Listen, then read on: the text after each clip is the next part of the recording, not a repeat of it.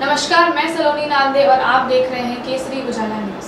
आज यानी 24 जून को नागपुर के संविधान चौक में टाइगर ऑटो रिक्शा संगठन द्वारा एक आंदोलन किया गया। 2016 में नितिन गडकरी द्वारा लागू हुए लेट फी वाले कानून के संबंध में ये आंदोलन है। इसके बारे में और जानकारी हम आंदोलनकर्ताओं से जानेंगे।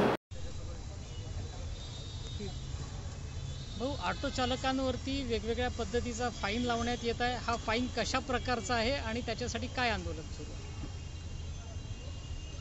ऑटो रिक्षा चालकांवर हा जो 50 रुपये पासिंग लेट फी लावलेली आहे ही आजची नाही आहे। ही 2016 मध्ये केंद्रीय परिवहन मंत्री सन्माननीय नितीन गडकरीजी यांनी हा कायदा बनवलेला आहे आणि या कायद्याच्या अंतर्गत या देशातील सर्व वाहतूकदार, मग ते ऑटो रिक्षा चालक असो, टेम्पो असो, बसेस असो किंवा ट्रक असो, या सगळ्या वाहनांना लेट फिटनेससाठी 50 रुपये पर डे असा तो फाईन यांनी लावलेला आहे। त्याच्या विरोधामध्ये आम्ही लोक हायकोर्टामध्ये गेलो होतो।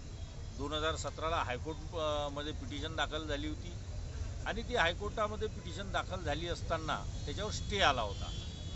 आता स्टे आल्यानंतर तोपर्यंत कुठलंही फाईन देता येत नव्हतं, पण आता हल्लीच स्टे उठला आणि जसा स्टे उठला तातडीनं या महाराष्ट्र राज्याचे परिवहन आयुक्त सन्माननीय भीमनवार साहेब यांनी तातडीनं आदेश काढला आणि 17 मे 2024ला संपूर्ण महाराष्ट्रातल्या RTOना त्यांनी आदेश पारित केला की ऑटो रिक्षा चालकांकडनं 50 रुपये दंड हा तुम्ही घ्या।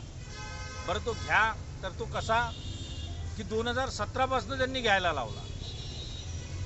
कोर्टामध्ये पिटिशन असताना जेव्हा तुम्ही दंड घेतला नाही आणि आता पिटिशन स्टे उठला तर यांनी तातडीनं 2017 पासून जो दंड घेण्याचा हा सपाटा सुरू केला, हा कुठेतरी ऑटो रिक्षा चालकांवर अन्यायकारक आहे आणि त्याच्या विरोधामध्ये आज हे नागपुरातच नाही तर संपूर्ण राज्यामध्ये आज महाराष्ट्र राज्यामध्ये आंदोलन शशांकराव साहेबांच्या नेतृत्वामध्ये होते।